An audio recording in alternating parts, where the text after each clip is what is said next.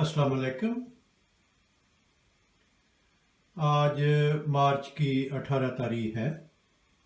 ये मेरे ऑरेंज का बचा खुचा हिस्सा है जिस पे मैंने फरवरी के पहले हफ्ते में कुछ पैबंद लगाए थे।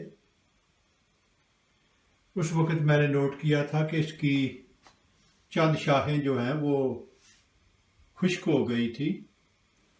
जब मैंने 2-3 हफ्तों के बाद इसके पैबंद चेक करने शुरू किए तो मुझे अंदाज़ा हो गया था कि दरख्त भी किसी बीमारी का शिकार है और शायद ये उससे जामबर ना हो सके। इस पे लगाए गए वो तीनों पैबंद जो हैं वो बिल्कुल मर चुके हैं। ये नंबर 1 डेड, ये नंबर 2 और ये नंबर 3। जब मैंने इस पे पैबंद किया था तो उस वक्त भी मैंने नोट किया था कि इसकी कुछ शाखें जो हैं, खुसूसन एक शाख जो थी वो खुश्क हो रही थी, तो मैंने समझा कि शायद इसका रुख बैरूनी दरवाजे की तरफ है और ये दरवाजे के बिल्कुल साथ रखे हुए थे, तो हो सकता है कि बाहर से ज़्यादा सर्दी होने की वजह से ये मर चुके हूँ।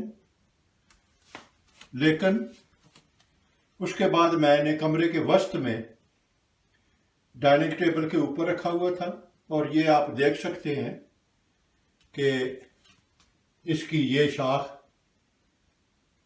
मुकम्मल तौर पे खुश्क हो चुकी है।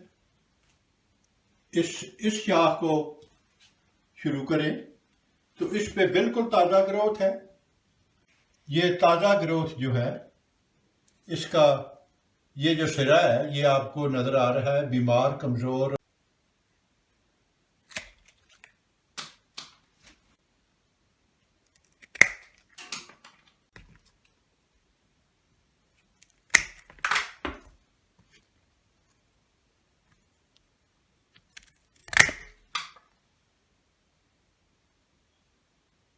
शायद ऑरेंज या लेमन पे तो कोई पैबंद ना दिखा सकूं, लेकिन मैं इसी तरीके के पैबंद इंशाअल्लाह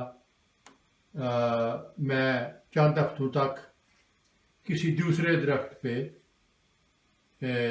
वही तरीका आजमाते हुए मैं वो पैबंद करूँगा। पैबंद के उन तरीकों में कोई ख़राबी नहीं है। ये चूँकि दरख्त को बीमारी लगी हुई है और इसकी वजह से पैबंद भी मर गए हैं और दरख्त भी मरता जा रहा है। मेरे लेमन के पे अभी तक कुछ लेमन जो हैं वो लटक रहे हैं। इसके सभी पत्ते जो हैं झड़ गए हैं। सभी लेमन जो हैं वो एक एक करके मैं उतार दूंगा।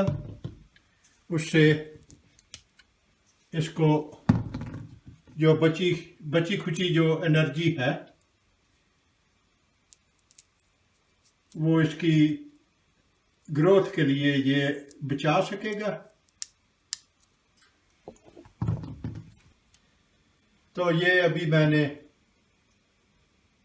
सभी लेमन एक एक करके इससे उतार दिए हैं। अगर आपको मेरा काम पसंद हो तो आप दोस्त, अहबाब, रिश्तेदारों से शेयर करें और मेरे चैनल को सब्सक्राइब करना ना भूलें। शुक्रिया।